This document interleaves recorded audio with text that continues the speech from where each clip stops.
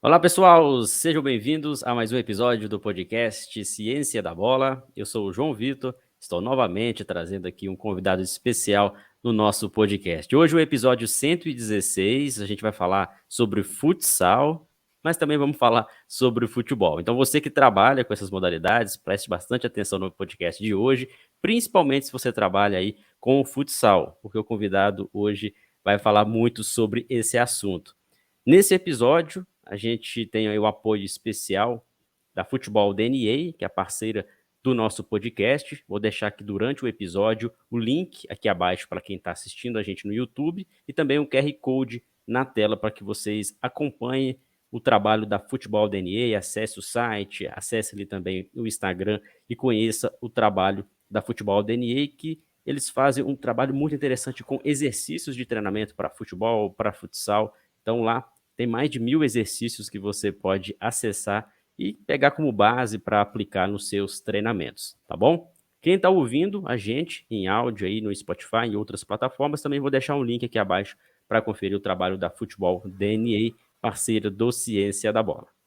Bom, convidado de hoje, Renato Moreira, que é um ouvinte assíduo do podcast do Ciência da Bola. A gente estava conversando em off aqui, ele disse que gosta de acompanhar os nossos trabalhos e hoje ele está aqui no episódio 116 para falar um pouco da sua carreira, o que, que ele faz, trazer aí conhecimentos do futsal, um pouco também do futebol, ele que é autor de livros, atualmente ele trabalha na UFOP, ele é técnico das equipes tanto adultas quanto também do projeto de extensão com crianças e adolescentes, é um trabalho aí e tanto que ele faz, de extrema qualidade, autor de 6 livros em inglês e 3 livros em português. A gente vai falar sobre esse assunto com o Renato. Seja bem-vindo, obrigado por ter aceitado esse convite, estar aqui conversando comigo, Renato. Boa noite, João. Boa noite, pessoal. É uma honra poder estar aqui conversando com você, né, um pouquinho. Acompanho sempre que posso o Ciência da Bola. Já estava conversando em off, igual você falou, e uma satisfação enorme poder estar aqui conversando com o pessoal sobre o futsal, sobre o futebol também, que mesmo eu não ter atuação direta, gosto muito, estudo muito e sobre os trabalhos que eu realizo aqui na UFOP. Legal, vamos falar um pouco dos trabalhos que você realiza atualmente aí na UFOP. Para quem não é de Minas, a UFOP é a Universidade Federal de Ouro Preto, que tem cursos, vários cursos, né, na universidade. Ouro Preto é uma cidade do interior, próxima a Belo Horizonte, e aí você trabalha com adultos, que são as equipes universitárias de futsal, e também com o projeto de extensão. Explica para a gente como funciona esse projeto de extensão e como que é o trabalho com equipes universitárias. Isso, eu sou servidor aqui da Escola de Educação Física desde 2009, sou técnico em Educação Física, hoje eu estou à frente da Coordenação de Esporte e Lazer, e eu trabalho com futsal aqui desde 2009, quando eu cheguei na UFOP. Sou treinador das equipes adultas da universidade, tanto do time masculino quanto feminino, iniciação ao futsal dos 4 até os 17 anos, desde 2013, que chama de Escola de Futsal UFOP. Então, a questão do adulto, a gente trabalha no caráter competitivo, né? Então a gente participa das competições universitárias e das competições regionais que a gente é convidado, das municipais. Esse ano a gente jogou os jogos regionais aqui em Ouro Preto, a gente sediou, a gente enfrentou as equipes de São Paulo, Rio de Janeiro e Espírito Santo. Em abril a gente teve em Uberaba jogando o Jumes, o masculino foi o campeão mineiro. A gente vai viajar para Joinville agora em outubro, então a gente voltou o semestre, né, aqui na UFOP agora em maio, a gente está intensificando a preparação. E além disso, eu treino também as equipes da Atlética da Educação Física. Treinava medicina até o ano passado, mas depois de 7 anos acabei deixando de lá, acabei saindo, né, das equipes. Já o projeto tem o foco não tanto na competição, apesar da gente competir, né? A gente participar de alguns amistosos. Em julho agora a gente vai estar enfrentando a equipe do BSG de Mariana aqui no ginásio. Mas o foco nosso aqui é mais a formação esportiva. Então a gente tem uma metodologia um pouquinho mais lúdica, principalmente nas idades menores, né, dos 4 aos 7 anos, a gente usa muitos jogos e brincadeiras adaptados com alguns aspectos do futsal, que a gente usa para poder ensinar o jogo para as crianças. Aí, a partir dos 8 anos, a gente já tem o caráter voltado um pouquinho já para utilização do jogo mesmo em si, né? Mas é um trabalho voltado mais para o caráter social. Está fazendo 10 anos, a gente só ficou parado em 2020, 2021 por causa da pandemia. Mas a ideia, além de proporcionar às crianças e jovens a prática de um esporte, né, usando o futsal como ferramenta, é de fazer esse papel social da universidade perante a cidade. Eu sou natural de Viçosa, então cresci minha vida inteira jogando bola no campus da UFV, né, indo no departamento de educação física. E quando eu cheguei em Ouro Preto, não tinha projeto nessa área de futsal, então foi uma forma que eu achei de poder continuar trabalhando com o futsal, que era o que eu sempre gostei, sempre quis desde da graduação, e poder dar esse retorno para a comunidade ouropretana. A gente tem, era para a gente estar com 60, a gente tem 64 vagas, a gente está com 88 meninos. Então, assim, o projeto tá com um alcance bacana esse ano. Muito legal, Renato. Olha como que é interessante, serve até para quem está acompanhando a gente ouvindo ou eu assistindo, que o trabalho com o futsal não necessariamente passa por uma escolinha, não necessariamente precisa ser ali um projeto social financiado, de repente, por uma prefeitura ou por um clube, mas por uma universidade. Um projeto de extensão que traz ali o conhecimento da universidade para a própria cidade onde ela está instalada. Por mais que seja uma universidade federal, que tem aí o âmbito de todo o Brasil, mas ela, como está situada em Ouro Preto, é um retorno ali imediato que a sociedade desfruta com um projeto como esse. Como você até citou, é um projeto que não existia um tempo atrás e agora está até inchado, com certeza aí deve expandir até com recursos para atender bastante gente. E com profissionais, né? Você é um funcionário da própria universidade que acaba levando esse conhecimento aí para os jovens, dando essa oportunidade para a prática esportiva. Lá são várias modalidades ou apenas o futsal para as crianças e para os adolescentes? Projeto para criança e adolescente aqui na UFOP, a gente tem o futsal, que sou eu que coordeno, né? E o treino é dado pelos estudantes do curso de educação física, então é uma forma até boa de atuação do pessoal que entra direcionado, né? Do curso querendo trabalhar. Acabou que passou pelo projeto, então alguns alunos que passaram e conseguiram trabalhar com o futsal. Então hoje tem a Thaís, por exemplo, no Flamengo feminino, tem o Cruzeiro, tem o Alano na Escola Internacional do Cruzeiro na Tailândia, tem a Luísa e o Júlio no PSG em BH, tem o... Eu tenho que lembrar, eu vou lembrar São depois. vários, né? São vários. Mas além do futsal, a gente tem o handball, que aí é a coordenação do professor Emerson Filipino, uma parceria com a prefeitura, que é ofertado também para esse público de adolescente, né? E tem também o Trampolim de Ouro, que é uma parceria com o Instituto Trampolim aqui de Ouro Preto, que é uma equipe de trampolim fortíssima em Minas Gerais e no Brasil, né? Então, assim, que também oferece a iniciação do trampolim e das modalidades da ginástica para as crianças e adolescentes que quiserem vivenciar. E aí tem o treinamento, tem iniciação com as crianças e tem dia que eles treinam com os adultos, com o pessoal que compete. Então, assim, é um negócio bem bacana. Tá com um projeto de vôlei para começar também, aqui na UFOP, sob a coordenação do professor Kellerson, mas isso aí eu acredito que vai ser a partir do mês que vem, porque a gente está, o calendário nosso está um pouco atrasado, né, com relação a algumas universidades, e aí o pessoal está estruturando. Mas para a criança que a gente tem projetos gratuitos, né, voltados para público misto, então tanto menino quanto menina não tem questão nenhuma de diferenciação ou foco para isso. E a única exigência que a gente faz é a criança tá estudando. Tem que estar estudando, fora isso ela pode ser matriculada em qualquer ação que a Escola de Educação Física aqui da Universidade Federal de Ouro Preto oferece. Legal, porque também é um laboratório para os próprios estudantes de educação física. Uhum. Claro, com toda a supervisão sua e de outros profissionais também, mas é um Isso. laboratório que acaba formando também profissionais para atuar no futebol, no futsal e no esporte em geral. Então, para quem nunca tinha ouvido falar sobre essa possibilidade, é uma atuação também interessante para você que está aí, de repente, cursando a educação física, né, está na graduação, finalizando aí sua graduação, de repente, olhe com bons olhos também essas oportunidades em qualquer universidade aí pelos estados do Brasil, tá? E aí, Renato, uma outra coisa interessante que a gente pode até destacar, a gente falou aí do projeto de extensão, que você atua com crianças e adolescentes, e tem as equipes adultas. Creio eu que são dois tipos de equipes dentro de uma universidade.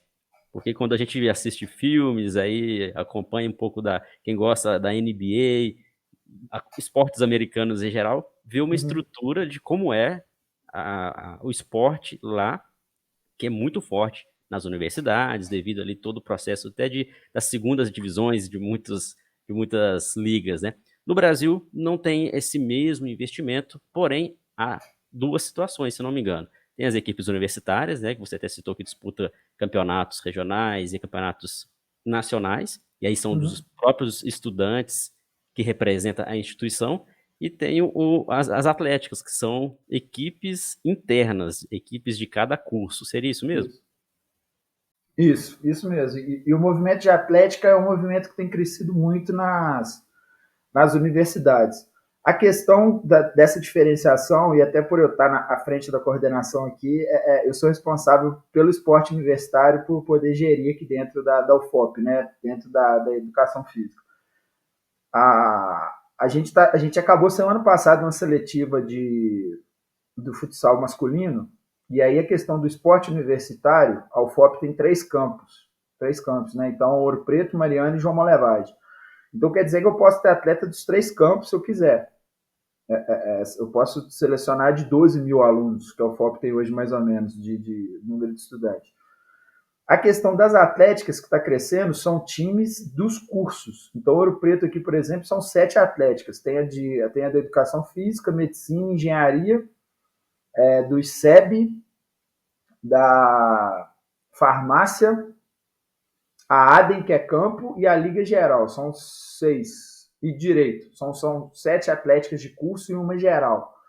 Então, assim, a questão das atléticas está crescendo, tem as competições. Eu viajei com a medicina 7 anos para competir na Copa Rio Minas e no Intermédio com eles. Participamos de intra-atléticas aqui em Ouro Preto. Chegamos a ser campeão do futsal feminino, inclusive.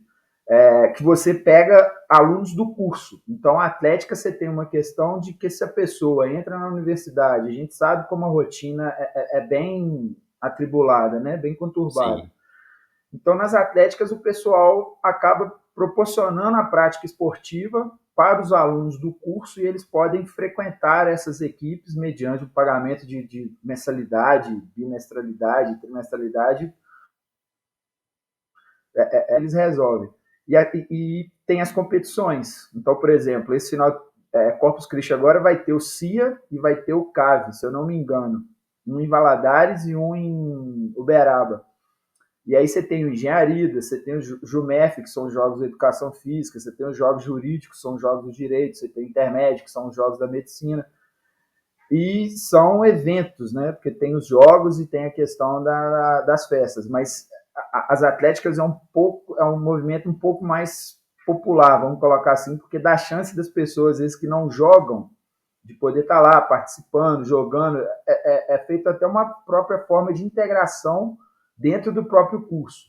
As equipes da universidade, aí não. Aí quem me procura para fazer seletiva, para conversar, e é o mesmo tipo de conversa que eu tenho com o masculino e com o feminino, que aí o foco é competição. Então já tem um certo nível de disputa, já tem um certo nível de treino, já tem uma certa rotina de preparação que exige um pouco mais de dedicação de quem quer participar das equipes da universidade, que às vezes o pessoal de atlética às vezes não tem e é justificado.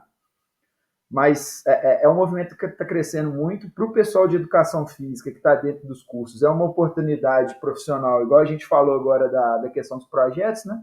É uma outra possibilidade profissional. Eu tenho vários amigos que não estão dentro de universidade, mas são treinadores de equipes de atléticas em São Paulo, Rio de Janeiro, na Bahia, aqui em Minas mesmo.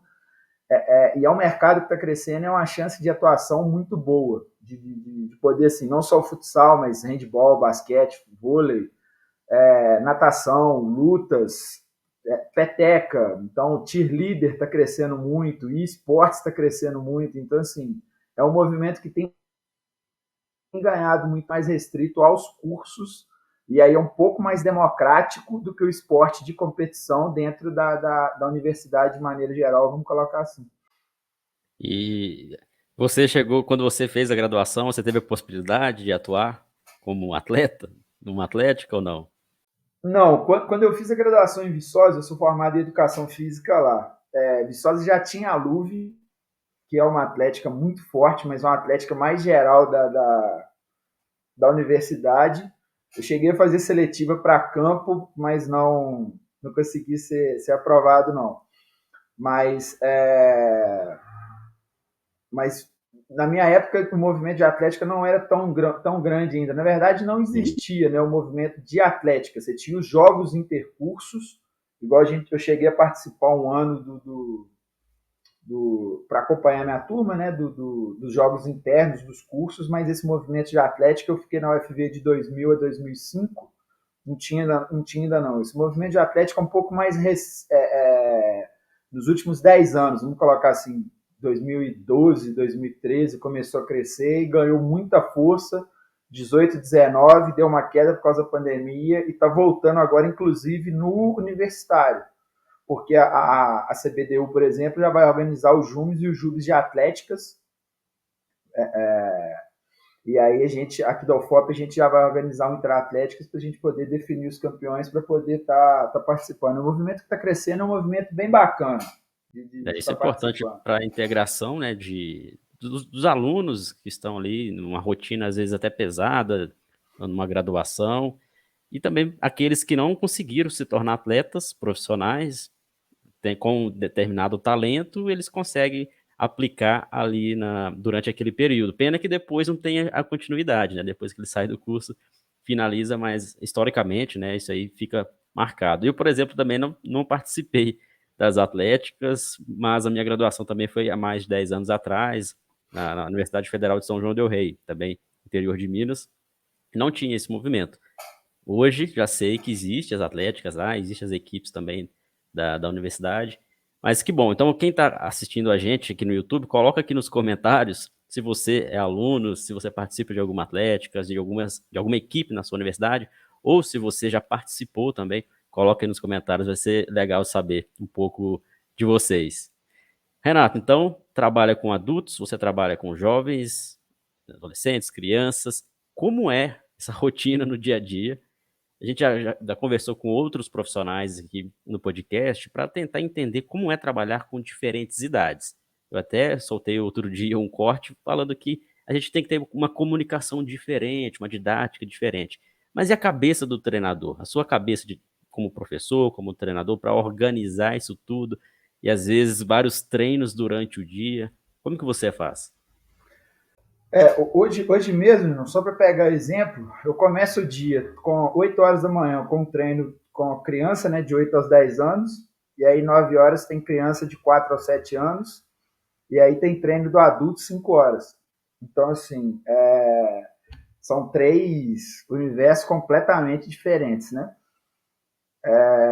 Eu acho que, assim, nos últimos anos, tem 10 anos que eu sou dedicado totalmente ao futsal, né? Então, eu acho que uma das questões que eu mais vejo é que o pessoal às vezes fica tentando achar receita de bolo para trabalhar com criança, receita de bolo para trabalhar com adulto, receita. E aqui na terça-feira a gente estava conversando, eu e os professores do projeto, de um exercício que o Jean viu o Dilson do Fluminense fazendo, um 3x3 com 2 apoios.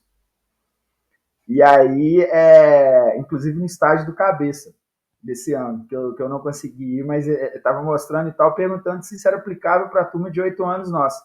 Que ele achou interessante, está mais ou menos dentro da proposta que a gente está fazendo, de 1 para 1 e achar espaço. E aí ele perguntou assim, pô, você acha que dá para aplicar isso com criança de 8 anos? Eu falei, dá para aplicar, tranquilo. A questão, às vezes, é saber identificar a característica do exercício que você quer que seja o foco, porque às vezes você tem um foco adulto, você vai ter um outro foco em criança.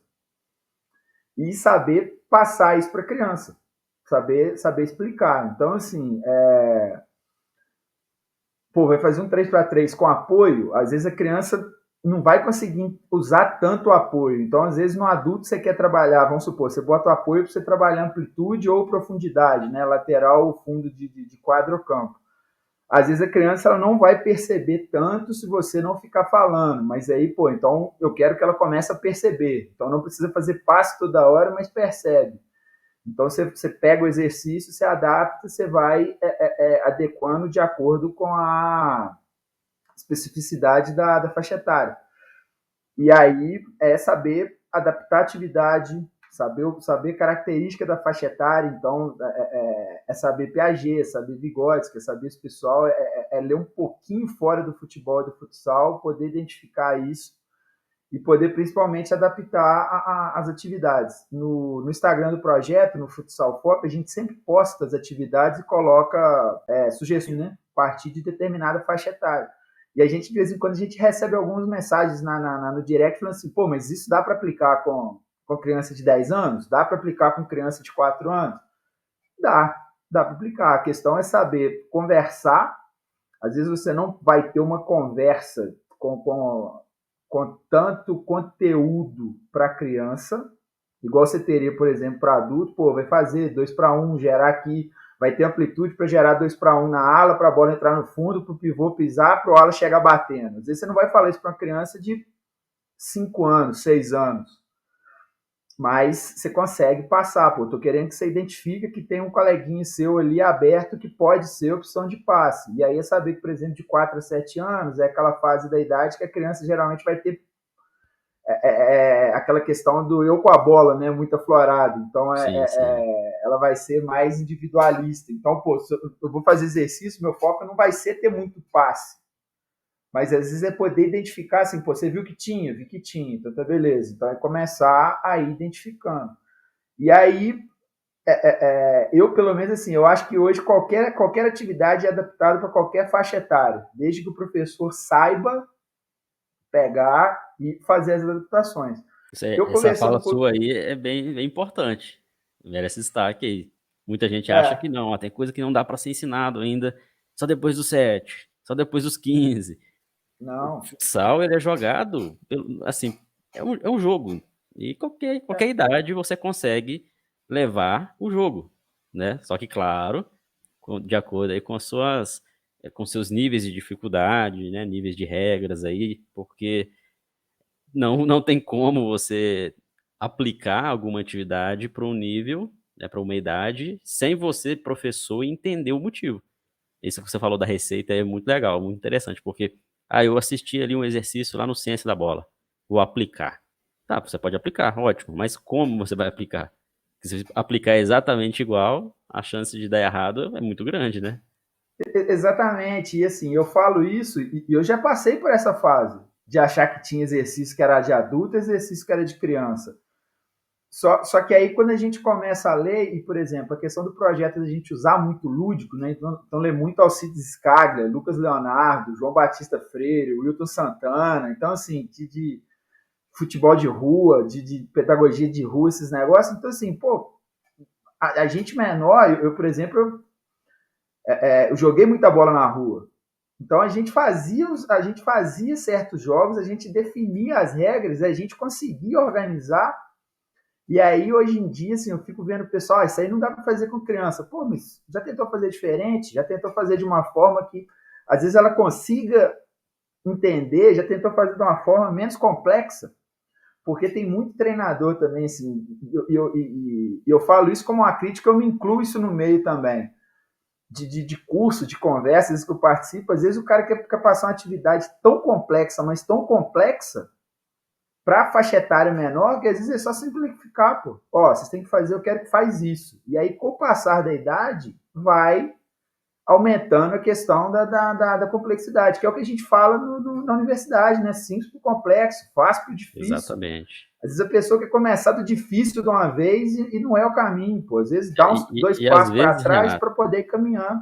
e às vezes nem o próprio treinador entende É, o que ele está aplicando. Ali achou bonito, viu ali o exercício, aí quando vai aplicar, não está conseguindo explicar, ninguém conseguindo entender, nem ele, não, mas tem que ser feito assim. Sem às vezes entender o propósito, né? Tem isso também. Acontece pois muito, é. né?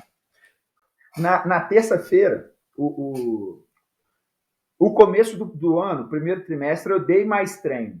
E agora eu estou deixando os meninos darem o treino, porque é igual eu falo com eles, ó, eu já tenho mais de 20 anos de beira de quadra, de beira de campo, então assim, graduação é a chance de vocês pegarem, vocês experimentarem, de vocês criarem o seu perfil profissional. Eu vou estar com vocês na quadra, mas eu vou estar falando cada vez menos. E os meninos propuseram uma atividade que eram. A gente estava com 20 meninos, então foi 10 para cada lado, uma turma de 4 a 7 anos. Eles botaram 2 bolas, cada menino defendendo um cone. Então, qual que era a atividade? Teoricamente, eram 2 meninos com a bola, tentando derrubar o cone dos outros, e os outros tentando defender. Na cabeça deles, ia funcionar de forma organizada. Os 2 meninos iam pegar a bola, ia tentar chutar, não ia conseguir, ia defender. Na hora que começou a atividade, os 10 correram atrás das 2 bolas, e chutando e tal, e pulando, e evitando da bolada, e batendo e tal, não sei o quê, e os 10 correndo, e bola para um lado, bola para o outro. Aí o Jean tá assim comigo, pô, a atividade não deu certo, virou bagunça. Eu falei, velho, não virou, isso aqui virou o caos. Quem olha de fora acha que é o caos, mas ficou um negócio tão bacana, que eram 10 crianças protegendo os cones delas e brigando pelas 2 bolas. E dos dois lados, eu filmei, eu vou ver se eu posto no Instagram esses dias, mas assim, ficou um negócio tão bacana que quem olha de fora acha que é uma bagunça, mas a gente estava trabalhando querer a bola, que é o que a gente quer aqui, a gente joga para ter a bola, o pressionar para ter a bola e o proteger meu gol. Então, assim, para uma criança de 4 anos, faixa etária de 4 a 7, para mim são as 3 informações que tem que passar. É eu os meninos correndo, bola batendo, eu falei, deixa correr, da próxima vez bota mais uma bola, vamos fazer com 3. Com 3 foi a mesma coisa e ficou tão massa quanto. Então, assim, eu até brinco, né, que eu falo que a pessoa tem que gostar do caos certas horas. Então depois a gente conversou com os meninos, falou, ó, o que vocês acharam que foi erro não foi, porque a gente conseguiu fazer o que a gente estava trabalhando, o que a gente queria trabalhar. A questão é que vocês queriam de uma forma um pouco mais organizada e a turma mostrou para a gente que eles fizeram de uma forma um pouco mais caótica, mas o que a gente estava querendo trabalhar, trabalhou. Então, assim, às vezes é soltar um pouco, tirar essa questão do controle, tirar um pouco a complexidade, fazer o negócio mais simples, com essas faixas etárias menores, e ir aumentando a dificuldade, aumentando o nível de informação, dependendo da faixa etária. Eu já tenho facilidade pelo tempo que eu já trabalho. Eu entrei na UFV em 2000, no segundo mês eu já estava dando treino de futsal. Não com a cabeça de hoje, mas já estava dando treino. Então, assim, mas para os meninos ter passado por essa atividade foi bacana e a ideia é exatamente mostrar isso, que dá para trabalhar diferentes faixas etárias, eles trabalham comigo no projeto, a maioria joga comigo no time da UFOP, então assim, aí a gente conversa, eles começam a perceber essas nuances e diferenças entre as faixas etárias, entre o masculino, entre o feminino, entre um tipo de atividade, entre intensidade de atividade, volume de intensidade. Às vezes a gente quer que o exercício ele seja perfeito, né? E o que é um exercício perfeito? É aquele que você vê melhora na sua equipe, no atleta. Você vê a melhora com o tempo. Olha, apliquei durante um mês ali um grupo de exercícios. O grupo está evoluindo. Esse é o exercício perfeito. Está tendo evolução, está tendo aprendizado. Não é aquele que vai ser exatamente de acordo com o que você viu lá no livro ou de acordo com o que você viu, né, no vídeo no YouTube. Eu acho que é um olhar muito cartesiano que a gente tem ainda na nossa educação, que aí quando a gente se torna professor, treinador, parece que a gente também quer que aquilo seja exatamente de acordo com o que deve ser, teoricamente. Porém, o esporte, ele é totalmente caótico. Ele tem uma ordem dentro do caos. É isso Isso, mesmo? Você que, isso. que entende muito, a gente vai falar daqui a pouco sobre seus livros, mas assim, quanto mais se o treino está tão previsível, alguma coisa errada está no treino. Isso. Concorda comigo? Concordo. Concordo. Tanto que assim, eu tô fazendo doutorado pela UTAD, né, lá de Portugal, e o meu tema é exatamente isso. É jogo livre versus o jogo controlado. De treinador, de ver fala de treinador, falar assim, meu time é autônomo, mas tem que jogar do jeito que eu quero. E ver treinador que fala assim, pô, meu jogo autônomo quer dizer então que não precisa de treinador, o treinador tá lá na quadra só figurante, se o jogador vai decidir, não precisa. Não é isso, pô. Não é isso. Mas essa falsa sensação de controle que a gente precisa ter para falar assim, tá dando certo. É a mesma coisa com criança. Criança, a gente tem, a gente que eu falo de forma geral. A gente tem uma visão limitante, limitadora, a criança não dá conta, a criança não faz. Dá, pô. Dá, entendeu? Então, assim, a questão do jogo, você tem uma ordem dentro do caos. E é igual eu falo pro pessoal. Você identifica padrões de comportamento, mas você nunca sabe o que vai acontecer no instante seguinte. Nos últimos anos, no FOP, eu já tive 2012, 2013, meu jogo era todo mecanizado. Só que com o tempo eu fui percebendo que a partir do momento que meus jogadores cantavam as jogadas, meu time ficava muito manjado. E aí eu falei, pô, quer saber? Vou começar a botar mais ou menos uma estrutura, ó, 4-0, vocês têm essa estrutura, tem que fazer isso para tentar achar isso. E aí no treino, eles vão fazendo. Então, assim, hoje em dia, meu treino é informação mínima, seja para adulto, seja para criança, informação mínima, e deixa eles irem descobrindo. E aí eles vão descobrindo, ó, por que funcionou, por que não funcionou. E assim, nada contra quem tem time desse jeito. Já enfrentei uns massa demais de jogar, jogo duro, de contra time todo fechadinho, mas é exatamente isso. O pessoal precisa aceitar um pouquinho mais o caos, que não é anarquia, mas é criar uma organização e a partir disso entregar o jogo para os jogadores, entregar o treino para os jogadores, se organiza o ambiente e aí deixa eles irem descobrindo como era na rua, como era quando a gente jogava bola na rua, esses negócios, reforçando a importância do treinador. Então, assim, quando eu resolvi fazer doutorado, eu falei, pô, eu quero estudar isso. Meu mestrado e minha especialização, minha especialização foi em futebol, mas eu estudei marketing. Estudei o marketing da América. E meu mestrado eu fiz sobre gestão esportiva. O doutorado, eu falei, pô, doutorado eu quero estudar relação treinador e jogador, jogo ao livre, jogo controlado, jogo autônomo. Quero estudar o futsal. E tô conseguindo, assim, é muito treinador que fala isso, que não aceita não poder controlar o jogo, mas na verdade não controla. Organizar um pouquinho mais do que o treino, você consegue organizar um pouquinho mais do que o jogo, mas a gente precisa soltar isso um pouquinho e aceitar um pouquinho mais o caos.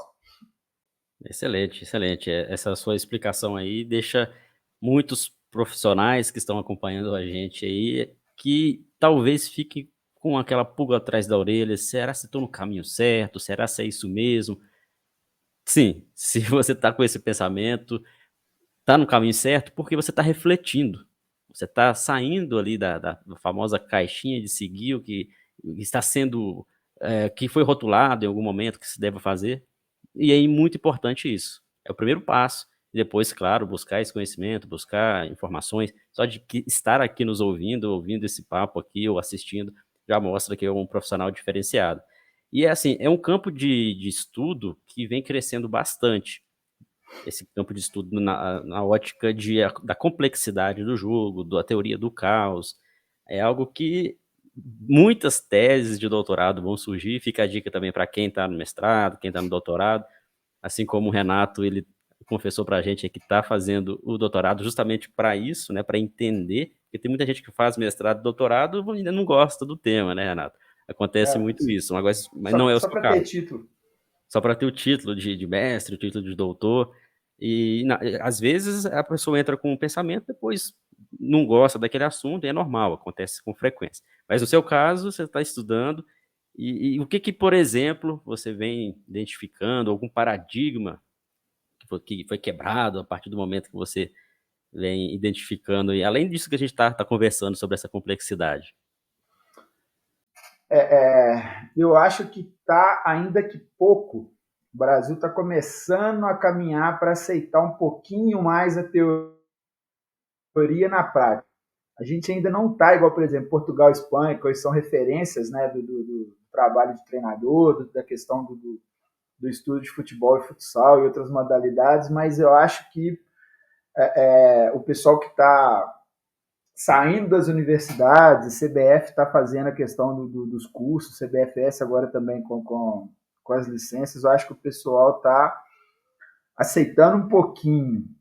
Ainda está pouco, pode ter mais essa aproximação, mas falando no caso do futsal, por exemplo, o Marquinhos Xavier, treinador da seleção masculina, ter feito mestrado, está fazendo doutorado, e aí tá tendo o Vozer, que é um autor famosíssimo de futsal como orientador, aí tem o Carlet também, que é o analista da seleção, também fazendo mestrado e doutorado, o Saboia é professor universitário, treinador do feminino, então assim, tá tendo uma aproximação bacana, o pessoal tem procurado, tem buscado conhecimento, tem buscado a informação, tem visto que todo dia está tendo muita informação, e isso, num certo ponto, isso é bom e isso é ruim, porque o problema é que, às vezes, o pessoal está indo mais atrás de quantidade de informação do que qualidade de informação. Um erro até da universidade, né, que às vezes o pessoal preocupa muito mais em publicar por questão de encher lattes do que relevância de conhecimento. Infelizmente, né? Que acontece também. Mas eu acho que assim estão sendo dados passos numa aproximação de teoria e prática, que eu acho importante, principalmente para o Brasil poder voltar a ser referência no futebol e no futsal. Né? Futsal a gente ainda é uma das, não, na minha opinião, não é a mais.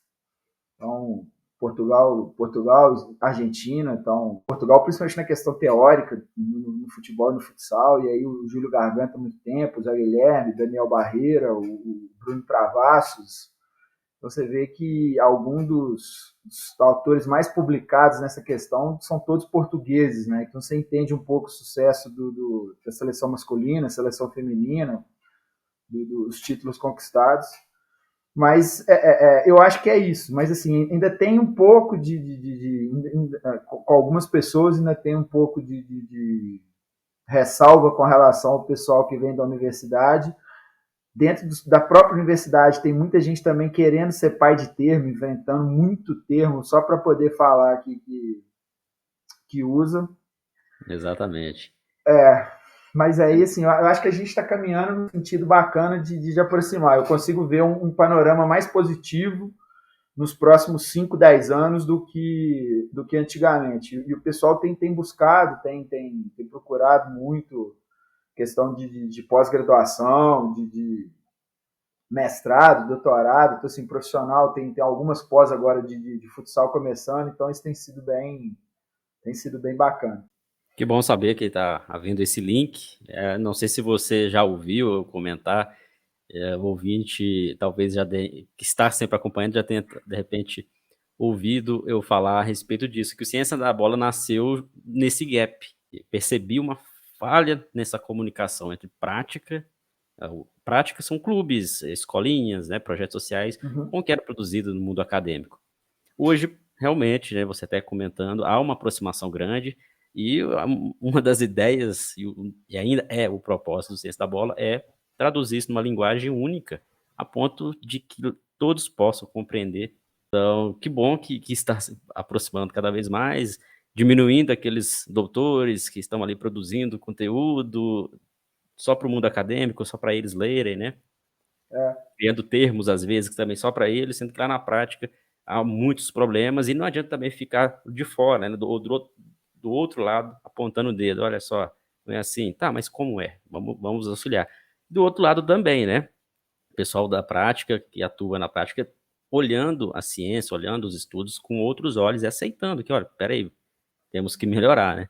Talvez aí até o reflexo das seleções, tanto de futebol, de futsal, que já tem um tempo aí que a gente não conquista títulos no masculino, no feminino, no mundial, talvez isso aí é um alerta que acende aí para para que realmente, peraí, vamos lá, vamos todos nos unirmos aí para um propósito em comum, que não só no alto nível, mas também na formação, já que o esporte aí está muito envolvido nesse processo também educacional. E você é autor de livros. Eu quero entender um pouco aí, são 6 livros em inglês publicados, alguns no futebol, e 3 em português. Como que foi? Como que você conseguiu tirar tempo, Renato, para poder escrever ainda? Essa questão, João, porque desde que eu era moleque, desde que eu era criança, vamos colocar assim, eu sempre tive muita facilidade de pegar o que o professor falava dentro de sala, mas eu sempre precisei estudar fazendo resumo. Então, assim, fazia resumo para poder reforçar. Isso desde a partir da quinta série e tal, até na universidade. E pelo fato de eu desenhar, eu sempre tive muita mania de rabiscar folha, papel, eu tenho caneta e papel perto de mim. Às vezes não uso, às vezes risco mão, alguma coisa assim, mas sempre tive.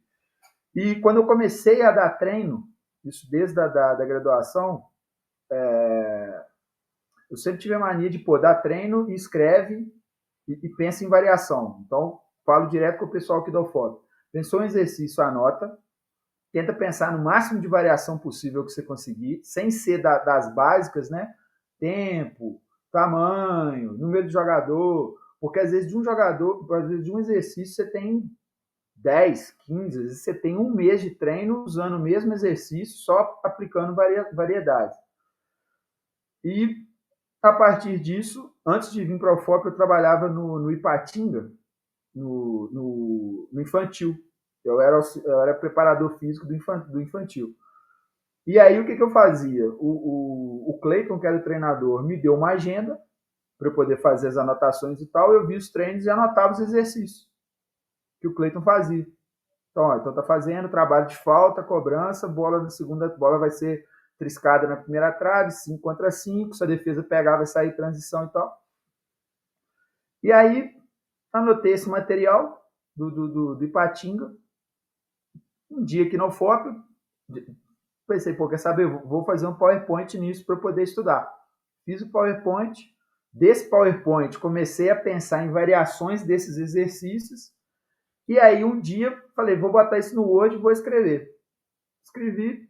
Falei, quer saber, vou tentar mandar isso para alguma editora.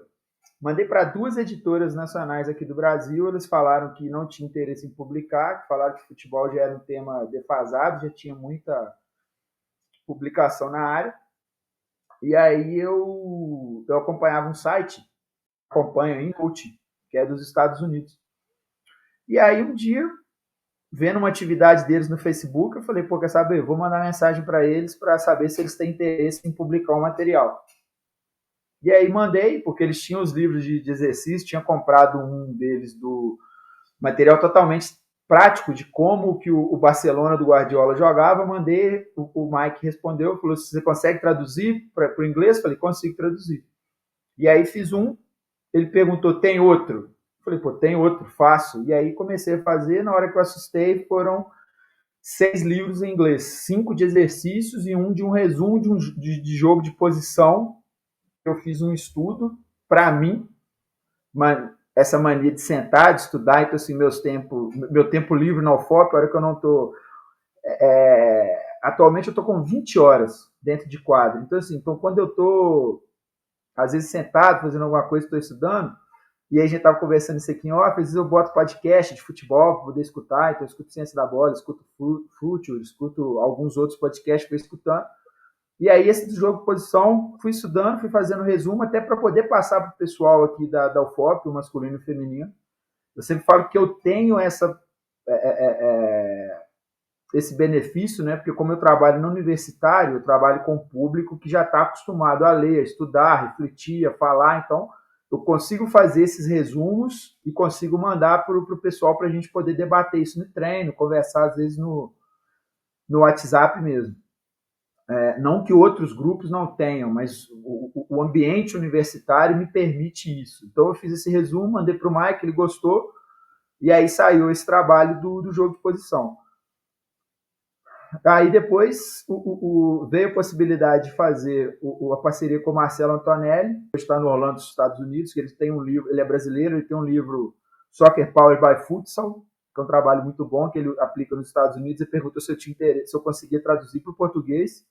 Então traduzi, fiz a questão do Futeboys, que são os TCCs e alguns textos do pessoal que dá o FOP, que eu organizei com a Maria Tereza. Com a Maria Tereza, que é a minha ex-atleta de futsal, inclusive, a gente escreveu um capítulo para o Ciência do Futsal, organizado pelo Sérgio Adriano, e eu lancei o Tática no Futsal, né? Que é o meu livro, e nada mais é do que o resumo que eu faço aqui estudando na UFOP. Porque quando eu venho para a UFOP, eu venho do campo, e aí o professor Adailton, na época, era o meu chefe, hoje ele já aposentou. Aqui tinha o segundo tempo universitário, o professor Eber, hoje é o diretor da escola, ele era coordenador. Eles perguntaram se eu tinha interesse em trabalhar com o futsal e ajudar a Marcela, que era monitora. Eu falei que tinha.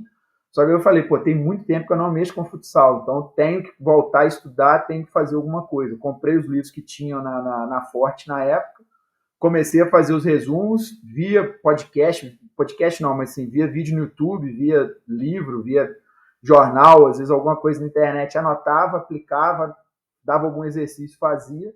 Tanto que hoje no meu banco de dados aqui eu tenho mais de 500 exercícios que eu já apliquei nesses quase 14 anos de foto.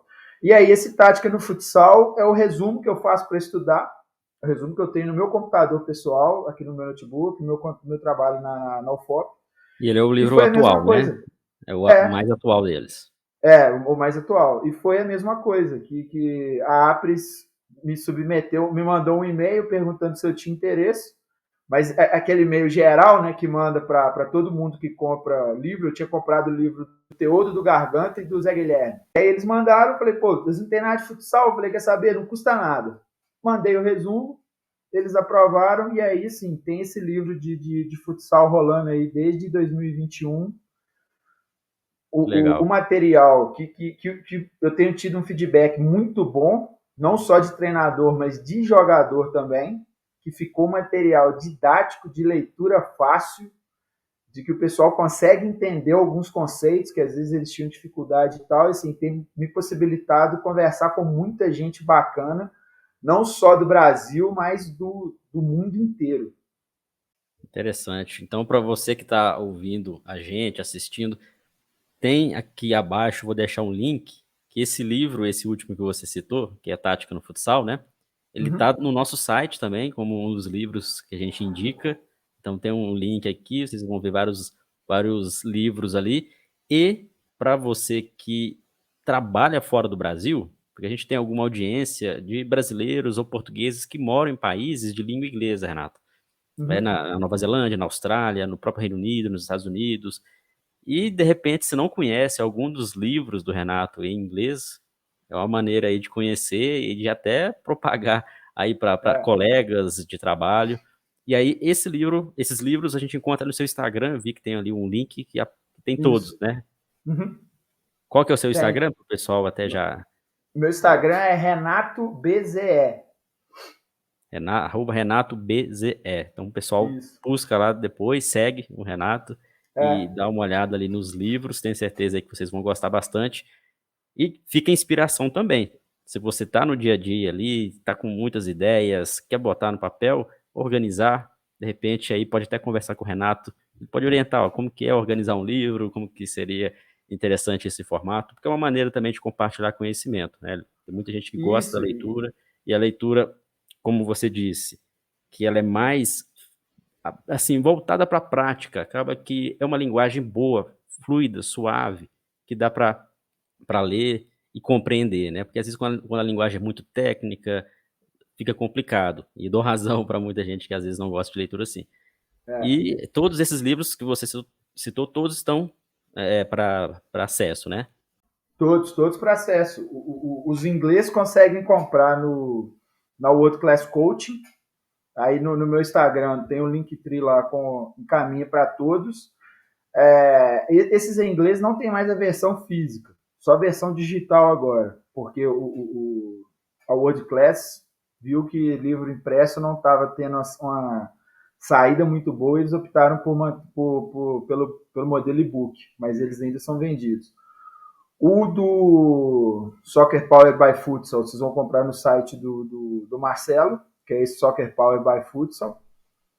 O Ciência do Futebol vai comprar no site da L2 Esportes, que aí é o site da empresa do Sérgio Adriano. Ele organiza, inclusive, o Congresso Internacional de Futsal, que é um evento espetacular de ir. Sim, já fui nesse evento. Sexta Bola foi realmente um evento. Tá precisando ter novamente, né? Acho que Tá desde precisando. quando o último foi antes da pandemia, ali em 2019. Ia ter ano passado em Carlos Barbosa, mas não conseguiu ter. Mas é um evento sensacional. O do futebol você consegue comprar na editora Primeiro Lugar. E o Tática na Apris, tem na Amazon, tem na Apple, tem em Portugal, eles vendem pelo selo Arteira. Então consegue comprar em Portugal também, quem tem interesse. E o Tática no futsal vocês encontram livraria presencial, livraria física, né, nas melhores livrarias e na internet. Excelente. Fica aí a dica para vocês estudarem um pouco mais o futsal de uma maneira aplicada aí com os livros do Renato. Para a gente fechar... E só uma coisa, João, só me Sim, desculpa te cortar, tem muita gente boa falando de futebol, falando de futsal, e eu falo isso com todo mundo que eu converso e que eu vejo potencial. Precisando botar no papel, precisando compartilhar conhecimento, precisando que não seja livro, faça e-book, faça apresentação, faça um PDF, joga na internet. Faça em vídeo, né? Faça de qualquer Faça maneira, né? vídeo, pô, entendeu? Porque assim, tem muita gente boa que tá precisando falar, tá precisando escrever, tem muita coisa. O Brasil tá precisando de mais literatura, entendeu? Então, assim, de mais material, de mais coisa para o pessoal poder ler e poder, principalmente, assim, refletir, poder questionar e poder abrir a cabeça. Exatamente. Fica a dica aí, realmente é o que precisamos, não só no esporte, né? População de maneira geral. Para a gente fechar, Renato, só lembrando o pessoal, quem está aqui no mês de maio, esse podcast está saindo no final de maio, mas se você está ouvindo, assistindo em junho ainda, vai estar acontecendo entre os dias 12 e 25 aí, o congresso online do Ciência da Bola, de futebol e de futsal. Então, vários dos profissionais aí que você citou, Renato, estarão nas mesas temáticas, né? Alcides, Wilton Santana, profissionais envolvidos aí com futsal. Fica o convite também para o Renato participar com a gente. Então, você que ainda não se inscreveu, é gratuito. Aqui abaixo vai ter um link também, nesse QR Code que está aqui acima. Você também consegue se inscrever de forma gratuita para acompanhar aí 14 dias de evento aqui no canal do YouTube. Tenho certeza que vocês vão gostar bastante. E, claro, depois do congresso, espero aí que surjam várias dúvidas, aquela pulguinha atrás da orelha, para que a reflexão aumente e cada um avance nos seus estudos dentro da sua área de atuação. Renato, para a gente fechar, uma coisa que não estava no script, inclusive acho que é interessante a gente falar, que estava dando uma olhada no seu Instagram e hoje, não sei se foi hoje que você postou, mas foi uma última postagem que você fez no Instagram. Hoje aqui a gente está fazendo a gravação no final de maio, né? Uhum. Mas depois fica curiosidade também para o pessoal acompanhar. Uma postagem onde você fala da importância de gostar de trabalhar, na verdade, gostar do que faz. Não vamos usar esse termo trabalhar, vou deixar vocês explicar. Porque muitas das vezes, eu já me peguei fazendo isso algumas vezes na carreira. Fica um momento também de reflexão para você que está assistindo, ouvindo, também pensar nisso. Será se você está trabalhando hoje na sua área de atuação, não importa se é futsal, se é futebol, se está na área de educação física, na área do fitness, será se você está gostando de trabalhar? Será se você está gostando de atuar, melhor dizendo? Ou apenas uma obrigação? E ali eu vi que você postou um texto muito interessante falando sobre isso, que há uns anos atrás parece que você não estava contente com o rumo que a sua carreira estava indo, e nos últimos 10 anos você se encontrou. Conta um pouco pra gente aí como que essa reflexão mesmo dessa postagem, que não está no script aqui, mas eu acho que tem muito a ver com todos os profissionais, principalmente nós, profissionais do esporte, da educação física, que a gente entra numa formação tão ampla, realmente fica difícil saber qual rumo que a gente está tomando, mas quando a gente encontra, parece que é perfeito, né? eu pensei muito antes de fazer essa postagem no Instagram, mas porque tem um vídeo do Mujica que eu gosto muito, que ele fala que a vida não é só trabalhar. Então, que você tem que fazer o que você gosta e tal, e quando você faz isso, você é considerado uma pessoa livre, né? Então, você não tem essa obrigação de trabalhar, mas se você gosta de fazer, você se dedica bastante àquilo, aquilo não pode ser considerado trabalho, que você é uma pessoa livre para poder fazer o que você gosta. E eu postei, eu vi outro dia no Instagram, postei, vi esse vídeo, falei, pô, não tem jeito, tem que postar. Toda vez que eu vejo esse vídeo do Mujica, eu posto. Toda vez que eu vejo um vídeo do Originais do Samba, que eles cantam Tenha Fé, eu posto.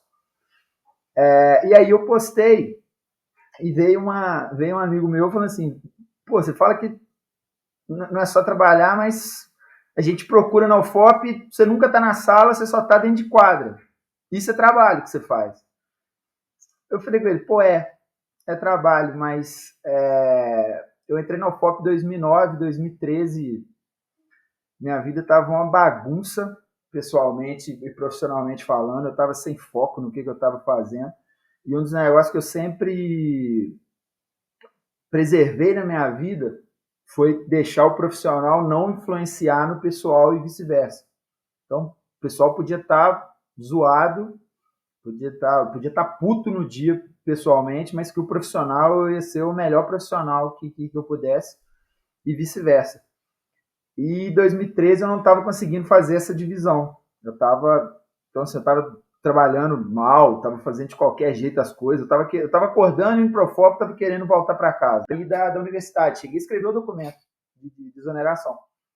E aí um dia, sentado, tomando café, eu falei, pô, quer saber? Eu preciso de um sinal para ver o que eu faço na vida. E aí eu que escrevi, né, pô? Todo aquele negócio de não tenho hábito de ir na igreja e tal, eu rezei e falei, oh Deus, me dá uma luz, me mostra o que eu tenho que fazer para... Eu não tô querendo ficar assim, não. E aí, nesse dia, nessa semana, os treinos de futsal foram fantásticos. E assim, aquele peso todo que eu tinha durante o dia continuava, na hora que eu entrava no futsal, saía. E eu estava no futsal e eu mexia na parte de extensão aqui da UFOP, estava trabalhando com musculação e tal, não sei o quê. Então, nessa hora eu falei, pô, meu sinal é mexer com o futsal, entrar de cabeça no futsal, já gostava, já estudava, já via jogo e tal, esses negócios, mas tinha que dividir minhas atenções com outras coisas. Então eu falei, pô, quer saber? Então é o futsal. E aí tinha feito a qualificação funcional, ia fazer uma de pilates, cancelei as duas, larguei a musculação, entrei de cabeça no futsal. E aí dediquei a estudar, dediquei a fazer curso. Então, assim, na época que eu estava na Atlética da Medicina, e foi engraçado que em 2013 a medicina apareceu com o convite, eu já estava com o FOP. Foi a época que eu bolei o projeto para começar com as crianças e adolescentes. E foi a época que eu falei, pô, sabe o que aparecer de futsal, eu vou pegar porque é isso que eu quero. E aí, assim, hoje eu estou com 20 horas na semana, mas eu já cheguei a ter 32 horas na semana dentro de quadro. Estava dando quase 40 treinos. E aí o pessoal olhava e falei, velho, você é doido, não tem condição de aguentar essa carga horária. E realmente não tinha. Fiquei 5 anos da minha vida sem feriado, viajando para competição, viajava para medicina, viajava para o FOP. Mas é aquilo. Para mim, desde que eu decidi, desde que eu tive esse sinal, nunca foi trabalho. Por mais cansado que eu esteja, e medicina às vezes tinha época que eu dava treino até meia-noite, então assim, chegava aquela cabeça zoada de muita coisa, pensando em empolgação com o treino, ia dormir 2 horas para acordar às 7, para pegar serviço às 8 para trabalhar. Então assim, nos últimos 10 anos, desde que eu escolhi o futsal, que eu tive o sinal de que eu tinha que ir para o futsal, para mim nunca foi trabalho. Então, assim, Páscoa podia estar em BH, podia estar com a minha família, podia estar com meu sobrinho pequeno, estava em Uberaba com o pessoal, peguei um ônibus saindo daqui com o pessoal do futsal masculino e feminino, falaram taekwondo, fomos para Uberaba, competimos. Final de semana de jogos regionais, abrindo mão de final de semana para poder jogar, dá 20 horas de trabalho, de 40 horas que eu tenho que fazer dentro de quadra e conversando. Então, assim, nesses 10 anos, eu acho que o futsal me deu tanta coisa bacana de conviver, conhecer pessoa, conhecer com a gente que sempre foi minha referência na vida, que assim, eu nunca imaginei que eu ia trocar ideia, e hoje se eu preciso eu consigo mandar, a gente conversa e tal, assim, Para mim, esse vídeo do Mujica, depois desse dia, dessa postagem, eu tive a certeza de que, mesmo eu ficando 20 horas dentro do meu trabalho, dentro da quadra, e hoje é onde o pessoal me acha mais fácil na UFOP, essas 20 horas para mim não são trabalho. Trabalho é a hora que eu estou sentado na sala da coordenação, fazendo serviço administrativo, organizando horário, marcando treino, fazendo reunião, essas coisas. Mas o dentro da quadra, o dentro da sala de aula, eu estou de professor voluntário da disciplina de futsal aqui, isso para mim não é trabalho, porque é uma coisa que eu gosto, que eu tenho prazer de falar, que eu tenho prazer de conversar, e que assim, o pessoal que convive comigo sabe que eu sou chato, tem horas, não tem nada a ver, eu quero conversar e falar alguma coisa. Então, assim, nesse dia que eu fiz essa postagem tem uma semana. Eu falei, pô, quer saber? Hoje eu vou postar. E a foto da Sofia Cunha é uma foto de um gol da semifinal do Júnior, a gente contra a Unitri. E tá uma foto que, assim, todo mundo em volta tá comemorando, aquele negócio todo e tal, não sei o que, todo mundo feliz que tinha sido gol nosso. Pô. E o pessoal que eu vi falou, pô, você tá com uma cara tão boa, uma cara tão leve, uma expressão tão leve na foto. Eu falei, então vai ser a postagem. Escolhida ali para 10 anos postagem. que eu não trabalho, entendeu? Assim, que eu faço o que eu gosto, por mais cansado que eu esteja, por mais que o dia seja pesado, por mais que eu tenha que quebrar a cabeça para pensar alguma coisa relacionado ao futsal. Para mim, se precisar fazer 24 horas por dia, eu faço com o maior prazer, assim, do mundo. É a única coisa, né? Tem alguns autores que falam, né? Tem até um livro que é a única coisa, aquilo que realmente é seu propósito de vida. E muitos demoram para se encontrar, outros passam a vida às vezes sem conseguir encontrar, outros encontram bem cedo. E no seu caso, você descobriu aí há pouco mais de 10 anos e é só sucesso, é seguir em frente. A gente fica na torcida, né, para ouvir cada vez mais esse seu nome, tanto nas publicações quanto no trabalho que você desenvolve. E fica também aí como uma reflexão e até uma motivação para quem está assistindo e ouvindo a gente nesse podcast, tá bom? Renato, obrigado, papo bem agradável. Fica o convite aí para a gente conversar pessoalmente em Belo Horizonte, tá? Já vamos aí, quando a gente for fazer as gravações, fica o convite para a gente sentar lá no estúdio, bater um papo, vai ser bem legal. No mais, agradecer pelo episódio de hoje e em breve aí a gente possa estar juntos novamente. Fechou. Eu que agradeço, João, o convite. Algumas ideias em off, mas nunca assim, né? Isso sempre foi bacana demais conversar. Sempre aprendi muito com você, aprendi muito com o conteúdo do que o Ciência da Bola traz. E já convite para BH já tá aceito. Então, dia que, quando for, pode ter certeza que eu dou meu jeito para a gente poder participar. E sempre que precisar, só manda mensagem. O pessoal que assistiu, o pessoal que ouviu também, quem quiser também, pode ficar à vontade para mandar mensagem, para vir conversar, que vai ser sempre um prazer conversar, principalmente se for de futsal ou de futebol. Legal, Renato, obrigado. Então, pessoal, terminando o episódio aqui, fica aí, ó, lá no Instagram, seguir o Renato, qualquer coisa também, entrar em contato, conversar com ele, olhar os livros, acompanhar ali, escolher o livro para você ler. É muito importante manter esse contato profissional. Esse foi o episódio 116 do podcast, espero que você tenha gostado. Se gostou, deixa aqui o curtir no YouTube, o curtir também no Spotify. Se inscreva aqui no canal do YouTube, vamos tentar passar aí de 10 mil inscritos. E, claro, quem está ouvindo e assistindo a gente em junho, em maio ou em junho, se inscreva aí no link que tem abaixo para participar do congresso online que vai acontecer entre os dias 12 e 25 de junho, ok? Esse episódio teve aí o apoio da Futebol DNA, aqui abaixo tem um QR Code. Também não esqueça de visitar o site e também o perfil do Futebol DNA e acompanhar o trabalho deles. No mais, agradecer pela audiência de sempre. Na próxima semana, mais um convidado aqui no podcast do Ciência da Bola. Grande abraço.